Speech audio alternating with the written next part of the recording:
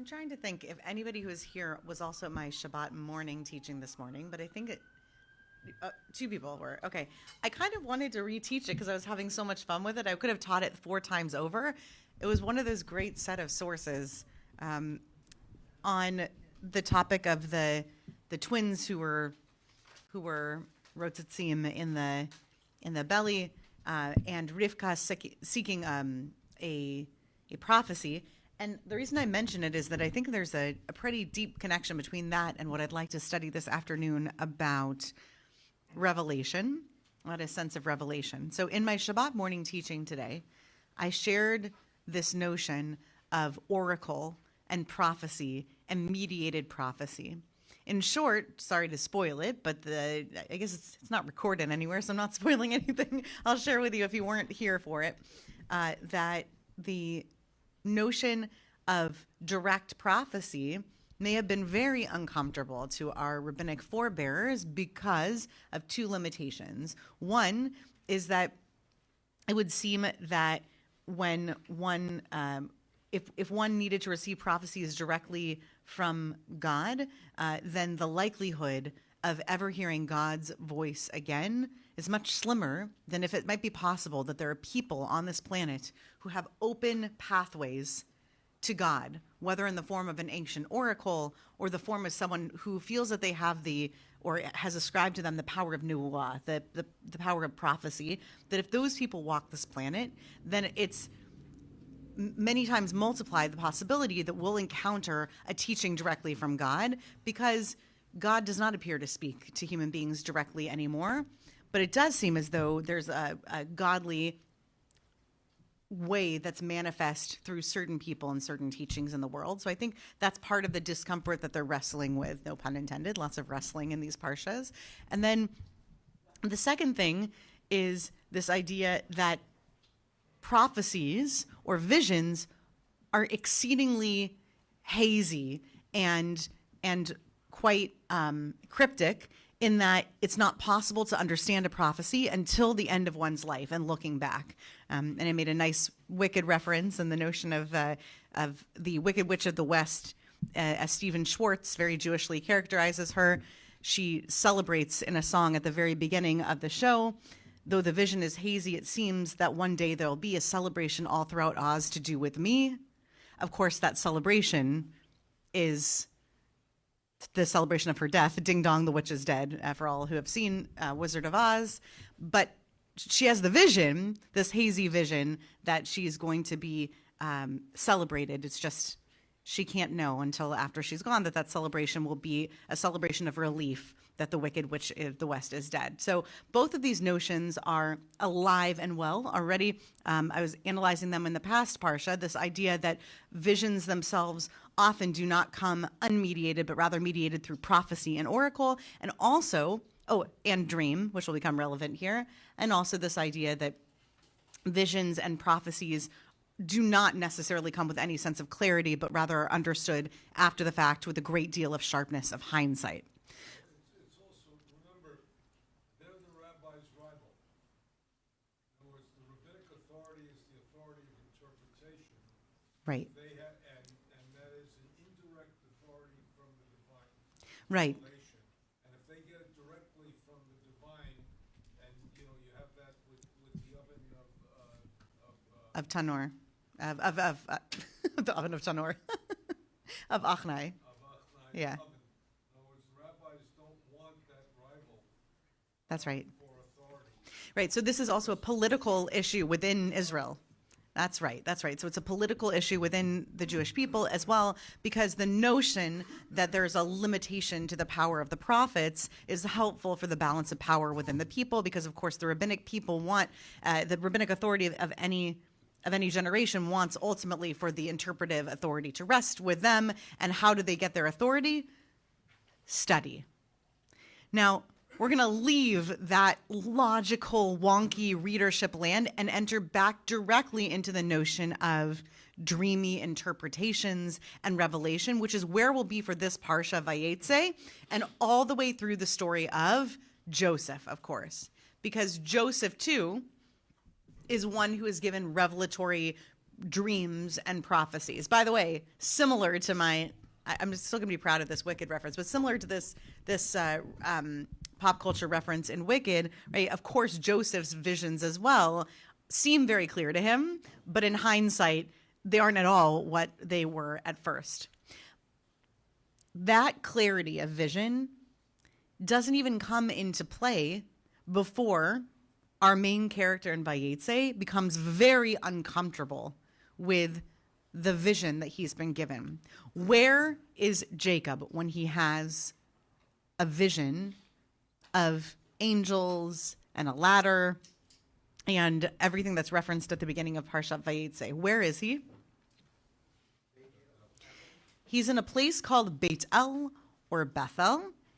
And what is he doing while he receives this vision?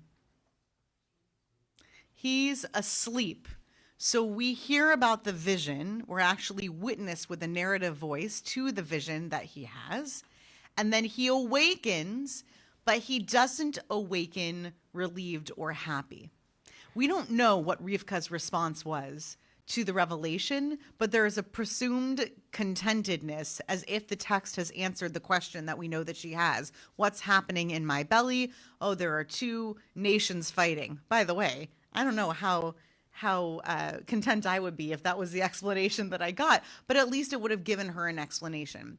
Yaakov has a deep, whatever the opposite of satisfaction is, he has perhaps a deep distress about this revelation. But the distress at the revelation isn't because of the content of what he's told. He's not being told that something is going to happen that's so disturbing that he can't stand it. Instead, he's uncomfortable about the way that he received this revelation. I want us to sit in that discomfort with him, and we're going to use the Or HaChaim to give us a little bit of clarity on what that discomfort might be. And we're going to follow that line all the way down into this idea of the state that we're supposed to be in when we are encountering God. Or HaChaim. So when Yaakov says, Yesh Hashem b'makom hazeh, there is God in this place. Backing up a second to the verse, 28th chapter, 16th verse, Vayikatz Yaakov mishnato, Jacob woke up from his sleep state. Vayomer, and he said, Achen. And what can Achen mean? I would usually translate it as thus. But here, there's something else happening. What does the translation tell us here? Surely. So why does it say surely and not thus? It seems that Achen is meant to be an intensifier, we would call it an intensifier, or something that underscores the intensity of the experience, as if it were, it's not quite onomatopoeia, but as if it were an exclamation, Achen, right? Sure, like as if it were an intense expression of emotion. Achen, Yesh Adonai b'makom hazeh, God is in this place. Va'anochi lo yadati, and I did know or didn't know. Did not know. Lo yadati, and I didn't know. So what would you expect if somebody woke up from a dream with the visions that Jacob was given? The angels ascending the ladder, descending the ladder. What are the range of emotions that one might experience awakening from what appeared to be a divine prophecy or revelation to him? Well, he says I screwed up. What are our other options besides I screwed up, Irv? And why I want to go see a doctor? What's happening? I want to see a therapist. Or a therapist. Okay, good. What else? Yeah, Warren? I want to know what it means, right? Maybe go and run to somebody who can help you interpret it. There may be another explanation, which is that his concept of God was linked to the land. And here he's leaving the land, but there is still God. Right, so what Michael's pointing out is that there's a discomfort that he's leaving the land and God seems to be present, and all the way up and through the prophetic book that we have about Jonah, there is an abiding sense that God actually exists is actually linked to place. It's only after the book of Jonah, which is very late, that we get this notion that God can be present in places other than the place, Hamakom, or in the place in which Israelites are dwelling. So that might be really that might be putting him in a shaky place. What else might I'm gonna? He also is in a shaky place. In other words, he's going into exile. He's leaving his home. He has a brother who might kill him. He's going Right. to a place unknown. He's in a shaky place. He's on a journey. It's the opposite of Abraham's sense, in which God tells him to take the journey, and I'm going to make something of you. Right. This is the opposite. I'm going and I've lost everything. So Abraham gets this revelation, and it's a certainty that Abraham can carry forward with a sense of fortitude because God has told him to go forward. He's doing what God has told him to do. Jacob, on the other hand, is on his way to what might be a very violent reunion with a very angry twin, and he's in a very shaky place. And I don't know what kind of dreams you all have when you're in a very stressed state, but I imagine that this is the kind of dream that one might have. I'll say opposite of that. This is one of the few. Oh yeah, sure, Joel. God says, I will protect you. God says, I will protect you. That's correct. And can you tell people what page they can follow along in the, you have the Eitz Chaim there or different? Do you have the Eitz Chaim there? No, he says, Tell him what page. what? The page. Oh, okay. I'm not in this. I was not in In 167, all right, we got a reference point here. Great. So we got it. 167, Joel. So he says, God says, I'm with you. I will protect you. Right. So, I mean, it seems like if somebody is worried and nervous, and then God's self says, don't worry, I'm here for you, I'll protect you. Sure. It's going to be okay. So I don't know why you would wake up in a panic or be disturbed. It's a wonderful, warm feeling you should have. Great. So this is where I am too, Joel. It's a wonderful, warm feeling he should have. It's Thanksgiving weekend, so the word gratitude is on the brain. I'll just say I might have a bit of gratitude that I was chosen to be the recipient of a revelation, a vision, a dream that connected me directly to God. It's still the very rare case that anyone would get a vision. And I wonder in their family, the lore of the generations of the family, if there was a question mark within each of the next birthright holders, by rights or by not rights, if they wondered, will God ever speak to me? I imagine I would experience a great deal of relief at God finally speaking with me. But that's definitely not the experience that the narrator of our text lets us know by giving us an actual quote from Yaakov, who says, God was in this place and I did not know it. Pause on that for a second, parenthetically. It's possible that we're reading those emotions into it. It's possible that the surprise is quite joyful. No? Oh my God, God was in this place. And I didn't even know it. Is that possible, Warren?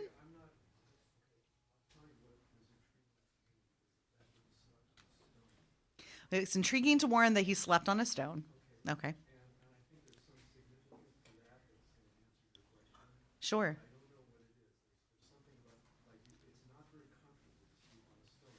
Right.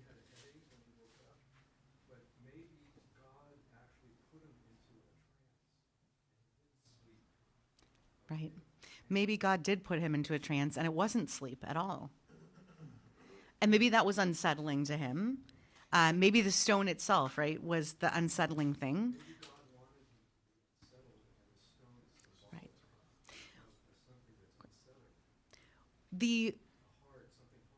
All of these things make sense to me. The hardness of a stone, the discomfort, all makes sense to me in terms of the way that I would directly read the text. The rabbinic figures from about the 5th or 6th century onward seem to think that the distress comes from a place that we haven't yet mentioned, which is a distress that he had not properly prepared for this revelation, that he did not come prepared for this revelation, which is a very interesting and specific kind of distress. I think it's like the 1,000 times more powerful distress of showing up to synagogue and thinking it's fine that you're just there in jeans and then someone invites you to get up and lead or take an aliyah, right? You're like, I didn't even know I'd be asked to take an aliyah and here I am in jeans. I can't think of any other comparative experience there, or perhaps, more pointedly, like at such an experience at, say, the Kotel or something. But this idea that he came and he wasn't prepared is very distressing to him. The Or HaChaim, we don't have, I'll do some of the text in Hebrew and some in English. I'll skip to over a few parts of the Or HaChaim here. When Jacob said, Yesh Hashem ha'makom hazeh, God's in this place, he meant that God is present here in this place all the time. Other places, that's not true. This is why God wanted Jacob to spend the night there in order to communicate with him there. But Jacob, he apologized for not having prepared himself for divine revelation. Had he been aware of the significance of this site, he would surely have done so. And then the Or HaChaim makes an assertion. Prophecy requires that the recipient of that prophetic message is prepared mentally. Prophecy requires preparation. And maybe the worry comes from the fact that if Jacob had prepared himself to become a recipient of this message, then he wouldn't have been, it would have been ve'efshar im haya mechin atzmo, if he had actually prepared himself properly, then perhaps he wouldn't have been asleep when the revelation came. Maybe he wouldn't have gone to sleep if he knew it was such a holy site, right? It's like, why would I take a nap in such a place where I'm going to get a revelation from God? I wouldn't go to sleep. Instead, I would have been awake for this prophecy if I had prepared myself right. And then I might have been awake. Perhaps this is what's being bemoaned in this verse. And I brought the Or HaChaim because it also quotes Rashi, our 11th to 13th century commentator, who explains that Jacob meant that if he had known the holy nature of that site, he wouldn't have gone to sleep whatsoever.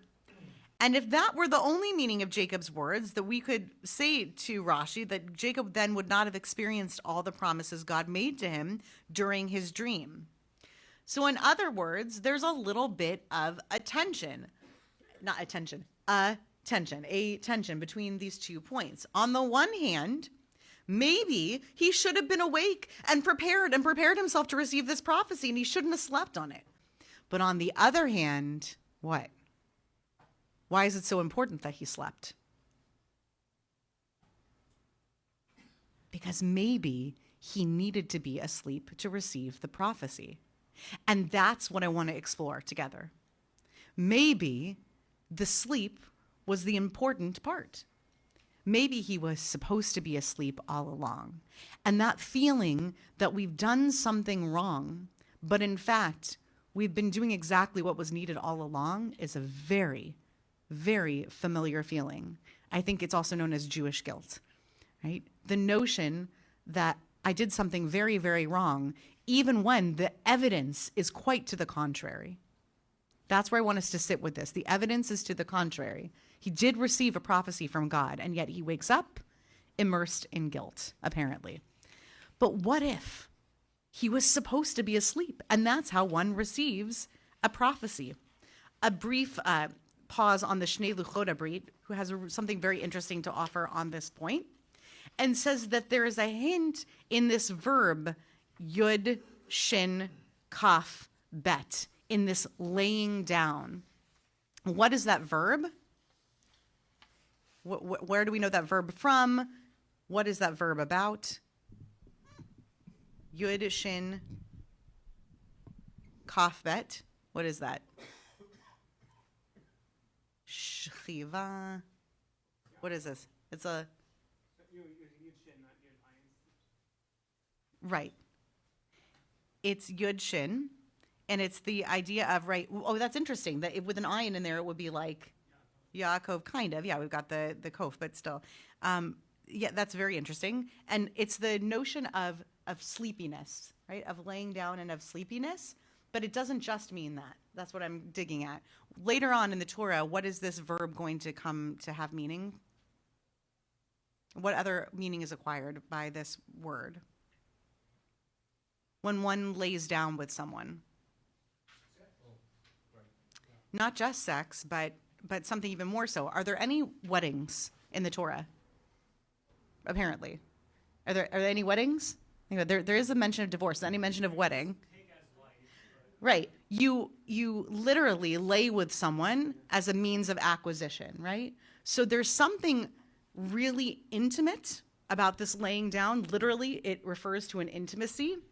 And in fact, the Shni, the Chod Brit, is going to infer that the notion of that laying down and the trading of the mandrakes and then having that extra night, that basically that's a connection with Leah, this notion of the laying down being a means to receive something very important, right? I won't get into the graphic nature of things, but basically laying down is also an act of receiving, because this is how the seed of Yisrael is proliferated. But in addition to that, he offers that there is a little bit of a hint in this Vayashkev or Vayashkov, that this idea that's present in there is a little bit of an acronym. Yesh Sachar. Yesh Sachar. And what is Sachar? There is a reward. Okay, Yesh Sachar. So when one lays down, that one is privy to some sort of a reward. And what is the inference? That there is some sort of a reward and a laying down for Jacob? What is his reward? He lays down, and what does he get? He lays down, and what does he receive overnight? A prophecy, a vision, a connection to the divine. So the rabbinic voices on this text want to come and counter or comfort or both Jacob's apparent panic. If, in fact, there is panic in the verse, oh my gosh, I didn't even know it, I wasn't prepared, I should have been prepared for the prophecy. What the rabbis want to come to do is to say, no. The later you get, the more deeply you get into Kabbalistic and Musar voices, the more strong this sort of counter-narrative emerges, that it's in fact the exact thing that one needs to do, to lay down and to receive a prophecy and to be in a kind of dream state. Does anyone know what musicians call it when they sit down at their instrument and the music just starts to come out of them? Is anyone familiar with that? Jam session. What's that? It's jam session. I say improvising. Improvising or a jam session. But what do you call that moment in improvising or a jam session when you stop thinking and the music just starts coming? Flow. That's exactly right. They call it flow. And I don't know if anybody here knows this, but my degree before I came here from American University, go Eagles, my degree is in jazz studies. So I studied a lot about the history of jazz, and flow is an inherent spiritual notion that comes out of mostly the African American community, but actually out of a marriage of the African American community and the Jewish community as they produced this sound that emerged from spirituals and eventually gets into the height of jazz. Really, jazz peaks, climaxes in like 60s and 70s. And in that time, flow emerges as a kind of semi-spiritual state.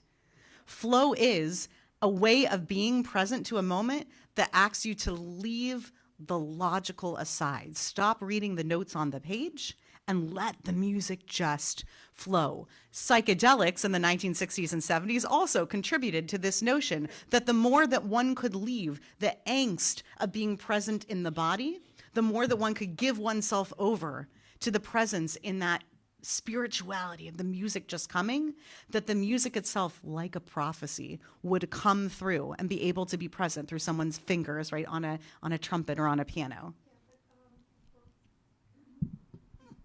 Musicians, composers have experienced both agony and ecstasy. They've experienced both ends of it. Great music has been composed where it didn't exactly flow. They really had to struggle with it themselves. That's exactly right, Rosa. Flow is not guaranteed. Great musicians struggle. That's absolutely right. So how do you get to that flow state? I'm going to argue that going into a dream state, laying oneself down, is the closest act we have of completely giving ourselves over to the flow of the universe. Because when we, as we say in Adonalambia Doaf Kidruchi, when we just tuck our souls into the hands of God and say, I'm going to sleep, what dreams may come, right? What dreams may come may become great revelations. Yeah, Warren. Well, I will say that I've had amazing dreams where I've heard like amazing music, symphonies and everything. Yeah. And then I woke up and I said, that was my dream. Right. You've dreamt great symphonies while asleep, while in a completely unencumbered an unburdened state. You didn't know if it was coming from somewhere else or perhaps even from within you. And I'll say, I think that too is the great fear. I was going to leave this for the very end, but I'll say I think that this perhaps is the great fear of Jacob, that if there is any fear present, it's that having this revelation in a dream leaves him with the question mark as to whether it was a dream or a revelation. Presumably, like all human beings, Jacob dreamt all the time. Don't we all dream, at least on occasion? And I imagine there would be a great deal of anxiety, never quite knowing if it was a dream or a prophecy. And that had he been awake for that prophecy, he would have known because he wouldn't have been asleep. And perhaps that's a little bit what's being hinted at here. I want to move us to the last sources so that we can then bench and do Mariv in time, though it feels like 10 p.m. and it's only 5:06. Briefly, Rabbi Menachem Nachum, great name, of Chernobyl, who lived till just about the cusp of the 19th century, mentions something about when flow does not come. He doesn't call it flow, but when this connection to the divine does not come. And he says the greatest example that we have of this as a people is when we were leaving Egypt.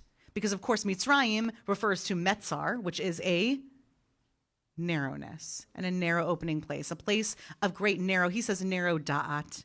The people's consciousness or awareness, their da'at, was diminished like the sea itself, like the narrow sea, Metzar Yam.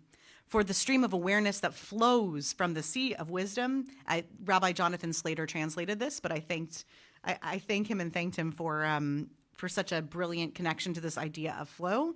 Stream of awareness that flows from the sea of wisdom was constricted and diminished, and they had not yet achieved an expansive consciousness. But with Yetziat Mitzrayim, they came out of that narrow place, and their consciousness of God grew and expanded. It was an expansiveness that grew in that place. So where does flow not come through?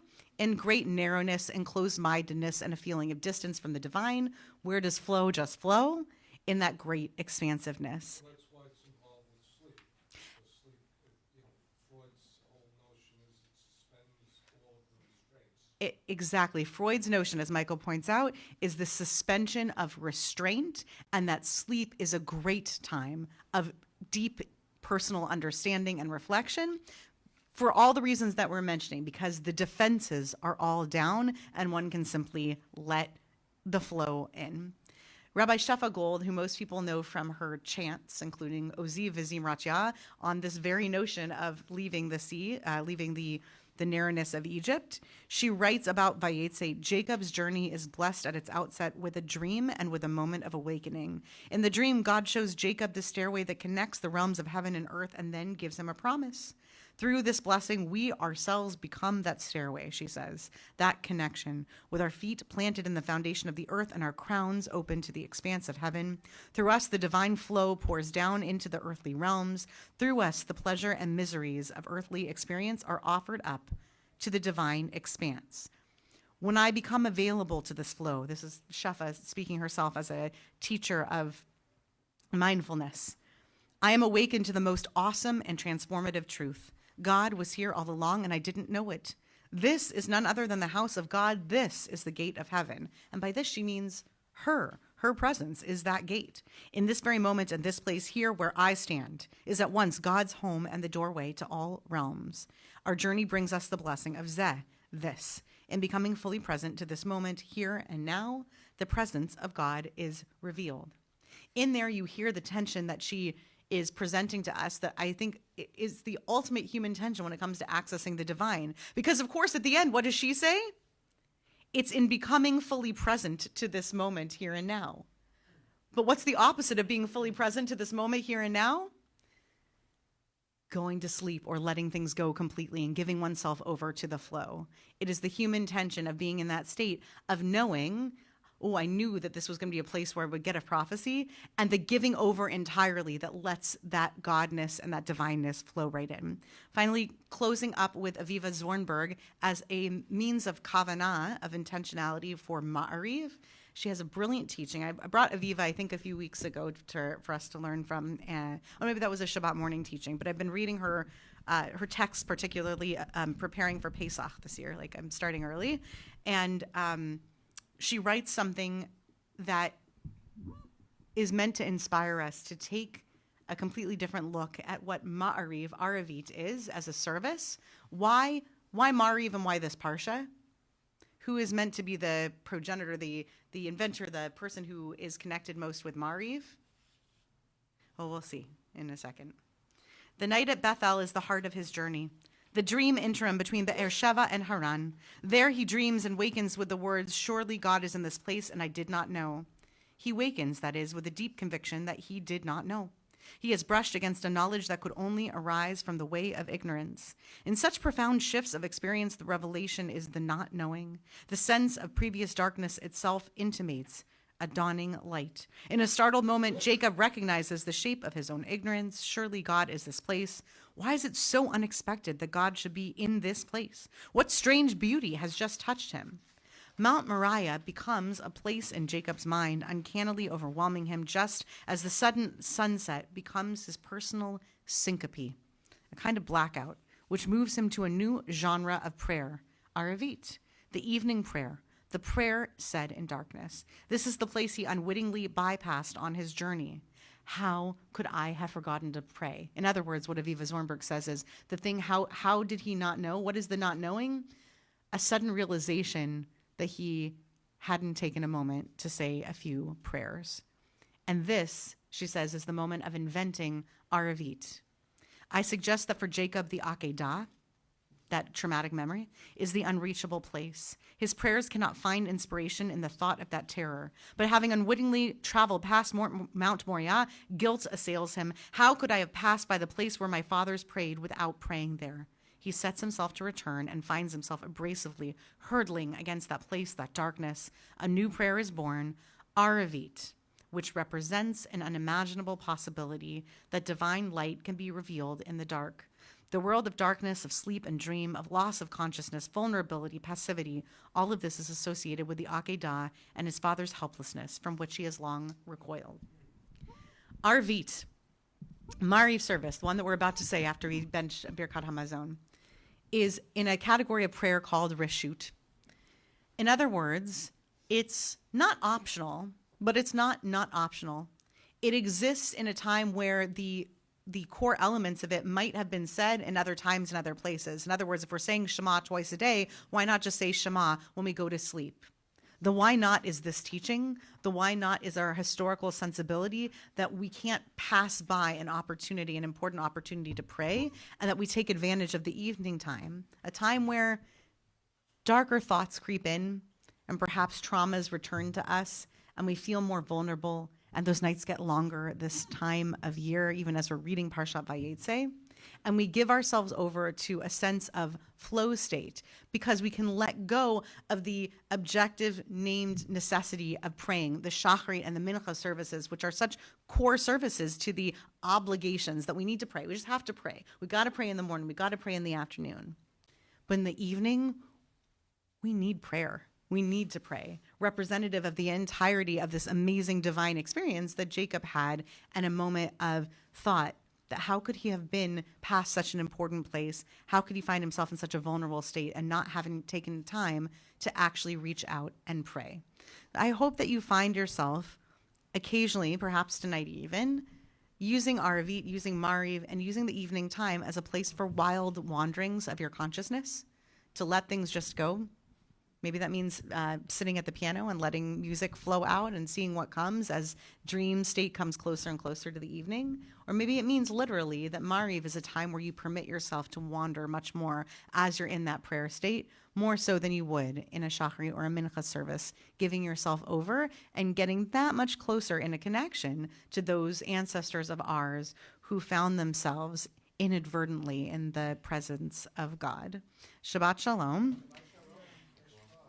Bruchim to you, and I'll invite somebody someone who, okay, you're going to lead us in Birkat Hamazon. Is that your volunteer? Great, fantastic. Birkat Hamazon can be found in the benchers for all those who ate the foodstuffs that would require you to say that. It can be found on page 47 or 42. 487 in the Lev Shalem. 487, right? But in the booklets, is it? Some of them are 42 and some are 47. We'll do Shir Hamalot, the Zimu and the Invitational, and then go into quiet recitation after that.